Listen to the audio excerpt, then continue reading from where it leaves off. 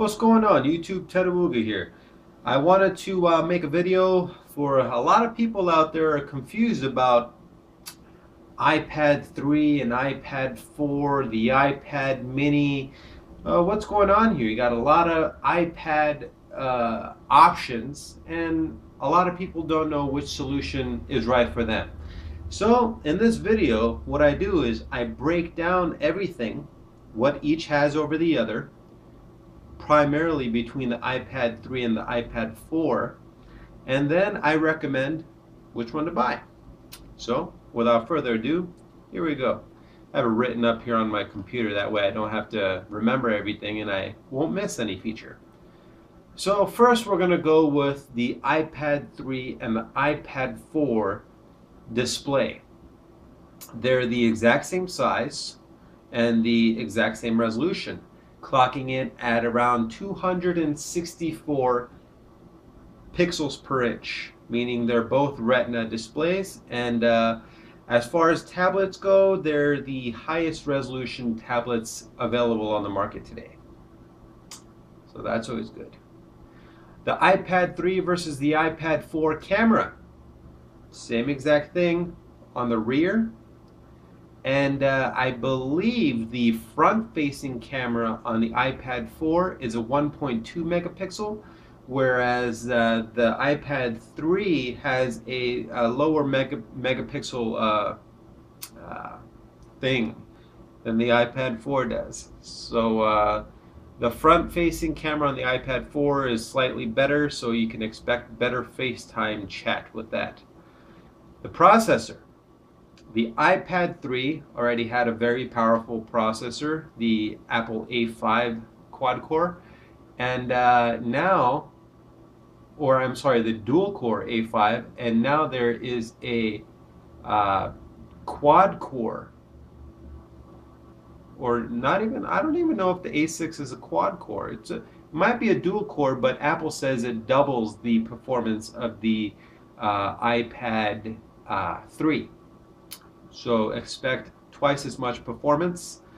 A lot of people using iPad 3s. I've used iPad 3 before, and I've noticed no lag in anything that I do or wanted to do. So making it twice as fast is basically pointless because you're not going to see any difference in it.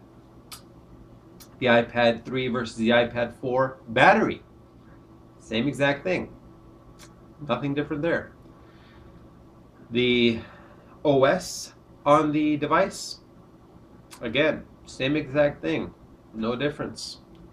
The price, here's where you people think that you might be able to, shell out a few less dollars, excuse me, for the iPad 3.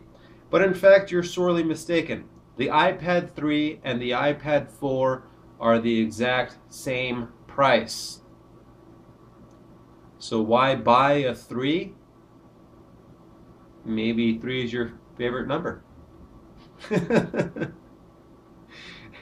But yeah, insanely, they're both the same price. You would think that with the release of iPad 4, the iPad 3 would be more of a budget type purchase, but it isn't. Same exact price. iPad 3 versus iPad 4 connectivity. Different. You have the Lightning connector on the iPad 4, and you have the old school 32-pin connector for the iPad 3. But as far as functionality goes, same exact thing. Neither of them have a USB input. None of them have micro SD support. You can't hook up HDMI to it. I mean, you can, but you'd have to buy adapters. And this is where Apple fucks everybody. Anything that you want to do, you want to charge you want to plug in, let's say you have a bunch of videos that you want to stream to your large HD television at home. Standard thing that a lot of people like to do. Well, you got to buy the HDMI to Lightning dock adapter,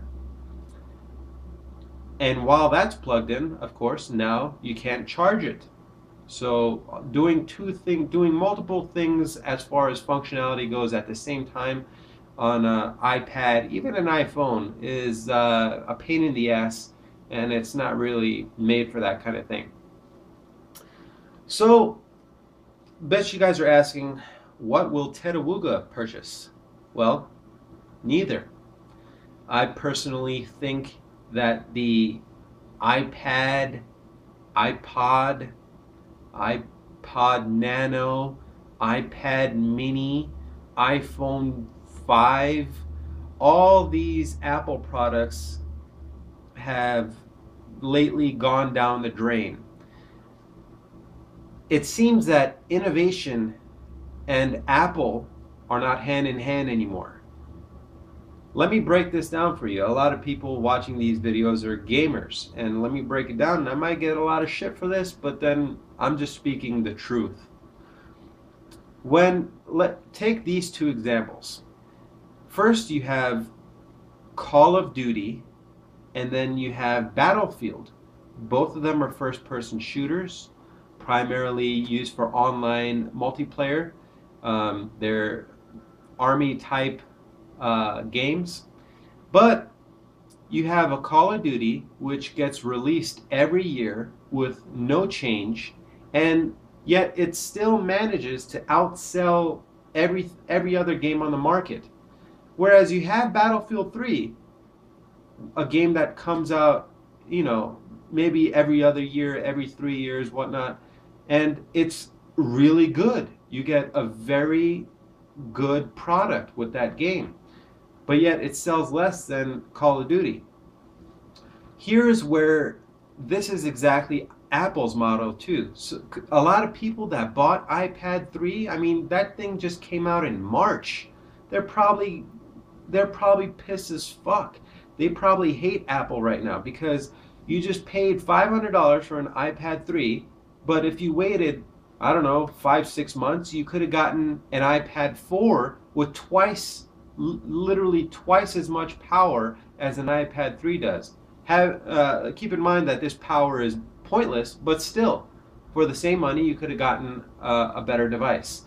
So instead of innovating, Apple just keeps changing processors or like adds a few more pixels per inch in every device. They need to hire a group of innovators and make a fresh new interface, make functionality, give it USB ports, give it I don't know, make it functional right out of the box. Stop making people buy so many different fucking adapters for every little thing that they want to do. It's getting ridiculous.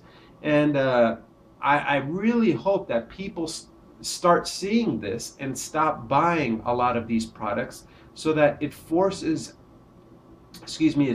Apple to change their strategy and start innovating some more. Because back when they were innovating, I was on ship too. So it's not like I'm some hater. When something good comes out, I recognize it and I buy it.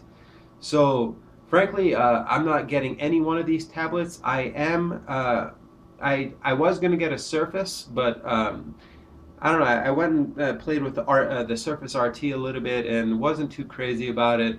I mean, it's a very good tablet, but I'm really looking for something that's going to replace my home computer, and I really need to have legacy app support. So I will be I'll be waiting for the Surface Pro, and more than likely I will purchase that when it gets released early in 2013. And that's going to have everything that I talked about. It's going to have a great screen. It has great hardware, very fast i5 Ivy Bridge Intel processor, great GPU, USB ports, functional keyboard. It's going to have everything on there. It's basically a full desktop in a tablet. So pretty excited about that. If you guys haven't heard of it, you should go see it. And yeah, that's about it. So there you go. But at least this video did inform a lot of you people about what the differences between the iPad 3 and the iPad 4 is. Hope you found it insightful. Feel free to leave your comments, your disgusting comments towards me, or your loving comments. I welcome that very much. Rate, comment, and subscribe. Be my friend, people. Be my friend.